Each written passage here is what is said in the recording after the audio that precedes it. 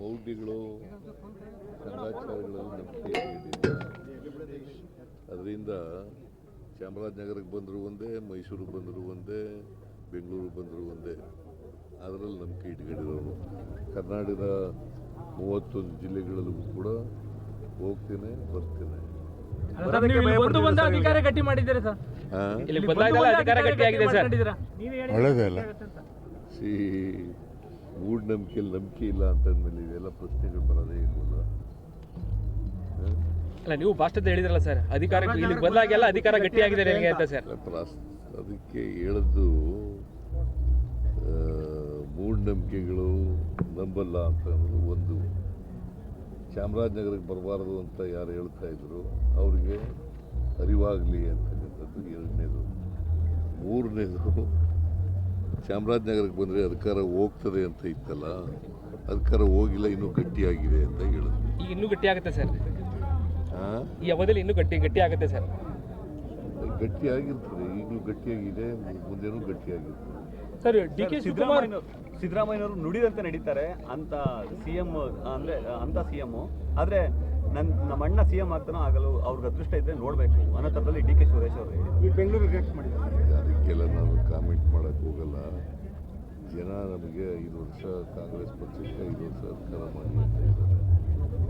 ನಾವು ಕೊಟ್ಟಿರ್ತಕ್ಕಂಥ ಭರವಸೆಗಳಿದ್ದೇವಲ್ಲ ನಮ್ಮ ಪ್ರಣಾಳಿಕೆ ಮೂಲಕ, ಅವುಗಳನ್ನು ಈಡೇರಿಸ್ತಕ್ಕಂಥ ಪ್ರಾಮಾಣಿಕ ಪ್ರಯತ್ನ ಮಾಡ್ತೀವಿ. ನವೆಂಬರ್ ಕ್ರಾಂತಿ ಅಂತಿದ್ರು ಸರ್. ನವೆಂಬರ್ 21 ಯಾವ ಕ್ರಾಂತಿ ಅಂತ ಹೇಳಿದವ್ರು ನೀವೇ ಹುಟ್ಟಾಕಿದವರು. ಕ್ರಾಂತಿ ಅಂತ ಹುಟ್ಟಾಕಿದವ್ರೆ ನೀವು, ಮಾಧ್ಯಮದವರು. ಅದರಿಂದ ಕ್ರಾಂತಿನೂ ಇಲ್ಲ, ಭ್ರಾಂತಿನೂ ಇಲ್ಲ. 5 ವರ್ಷ ನಮಗೆ ಸರ್ಕಾರ ಕೊಟ್ಟಿದ್ದಾರೆ. 5 ವರ್ಷ ಆದಮೇಲೆ ಮತ್ತೆ ನಾವು ಚುನಾವಣೆ ನಡೀತದೆ. ಚುನಾವಣೆನ ನಾವೇ ಗೆಲ್ತೀವಿ. ಅಲ್ಲ, 5 ವರ್ಷ ನೀವೇ ಇರ್ತೀರಾ ಅಂತ ಸರ್. 5 ವರ್ಷ ನೀವೇ ಇರ್ತೀರಾ ಅನ್ನೋದೇ ಚರ್ಚೆಗಳು ಸಖತ್ ದೊಡ್ಡ ಮಟ್ಟದಲ್ಲಿ. What does it mean? ನೀವು ಅಲ್ಲ ಸರ್, 2013 ಸರ್, 2013 ಆ ಚರ್ಚೆಗಳು ಇರಲಿಲ್ಲ ಸರ್. ಪೂರ್ಣಾವಧಿ ಸಿಎಂ ಅಂತೇಳಿ ಘೋಷಣೆ ಆಗಿತ್ತು, ಯಾವುದೇ ಚರ್ಚೆಗಳಾಗ್ತಾ ಇರಲಿಲ್ಲ.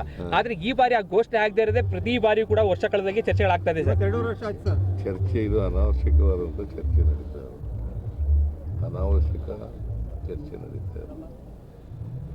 2.5 ವರ್ಷ ಆಗಲಿ ಅಂತೇಳಿ ನಾನು ಹೈಕಮಾಂಡ್ನವ್ರಿಗೆ ಹೇಳಿದ್ದೆ. ಅದ್ರ ಮೇಲೆ ಚರ್ಚೆಗಳು ಹುಟ್ಕೊಂಡಿದ್ದು. 2 ವರ್ಷ ಆದಮೇಲೆ ರೀಸಬಲ್ ಮಾಡೋಣ ಅಂತ ಹೇಳಿದ್ದೆ. ಅದ್ರ ಮೇಲೆ ಚರ್ಚೆಗಳು ಈಗ ಡೇಟ್ ಫಿಕ್ಸ್ ಆಯ್ತಾ? ಇಲ್ಲ, ಅವರು ಅದ್ರ ಬಗ್ಗೆ ಮಾನ್ಯ ಖರ್ಗೆ ಅವರು ರಾಹುಲ್ ಗಾಂಧಿ ಜೊತೆ ಮಾತಾಡ್ತೀನಿ ಅಂತ ಹೇಳಿದ್ದಾರೆ. ಯಾಕಂದ್ರೆ ಗೊಂದಲ ಏನಾದ್ರು ಇದೆಯಾ ಅಂತ, ರೀಶಫಲ್ ಮಾಡಕ್ಕೆ ಏನಾದ್ರು ಗೊಂದಲ ಇದೆಯಾ ಅಂತ. ಎಲ್ಲಿದೆ ಗೊಂದಲ? ನೀವೆಲ್ಲ ಗೊಂದಲ ದೆಹಲಿನಲ್ಲಿ ಆಗುತ್ತೆ ಅಂದ್ಕೊಂಡು ಬಂದಿದ್ರಿ, ಇನ್ನು ಡೇಟ್ ಫಿಕ್ಸ್ ಆಗಿಲ್ಲ ಅಂತ ಹೇಳ್ತಾರೆ. ಎಲ್ಲಿ ಹೇಳಿದ್ದೆ ನಾನು? ಹೇಳ್ತೀನಿ ಅಂತ ಹೇಳಿದ್ದೆ. ಅವರು ಮಾತಾಡಿ ಹೇಳ್ತೀವಿ ಅಂತ ಹೇಳಿದ್ದಾರೆ. ಸರ್, ಖಾಲಿ ಇರೋ ಸ್ಥಳ ತುಂಬಿದ್ರೆ ಹೇಗೆ ಸರ್? 4 ಖಾಲಿ ಇದೆಯಲ್ಲ ಸರ್, ಅದು ಸಚಿವ ಸಂಪುಟ 4 ಖಾಲಿ ಇದೆಯಲ್ಲ ಸರ್? 2 ಖಾಲಿ. ಅದು ಫಿಲ್ ಆಗುತ್ತೆ ಹೇಗೆ ಸರ್ ಅಂತ? ಒಟ್ಟು 34 ಇರಬೇಕು. ಈಗ ಪ್ರಧಾನಿ ನಾಗೇಂದ್ರ ಒಬ್ಬ, ರಾಜಣ್ಣ ಒಬ್ಬ ಬಿಟ್ರೆ ಬಾಕಿಯವರೆಲ್ಲ ಇದ್ದಾರೆ. ಅದು ರೀಫಿಲ್ ಯಾವಾಗ ಸರ್ ಅಂತ? ಅದು ರೀಫಿಲ್ ಯಾವಾಗ ಆಗುತ್ತೆ ಸರ್ ಅಂತ? ಅದನ್ನ ರೀಸಬಲ್ ಆಗುವಾಗ ಮಾಡ್ತೀವಿ ಸರ್. ಬೆಂಗಳೂರಲ್ಲಿ ಬ್ಯಾಂಕ್ ದರೋಡೆ ಆಗಿದೆ ಸರ್. ಅದೇನ ಎಲ್ಲಿದ್ದಕ್ಕೆ 7 ಕೋಟಿ ದುಡ್ಡು ದರೋಡೆ ಆಗಿತ್ತು ಸರ್. ಈ ಪ್ರಕರಣ ಜಾಸ್ತಿ ಆಗ್ತಾ ಇದೆಯಲ್ಲ ಸರ್.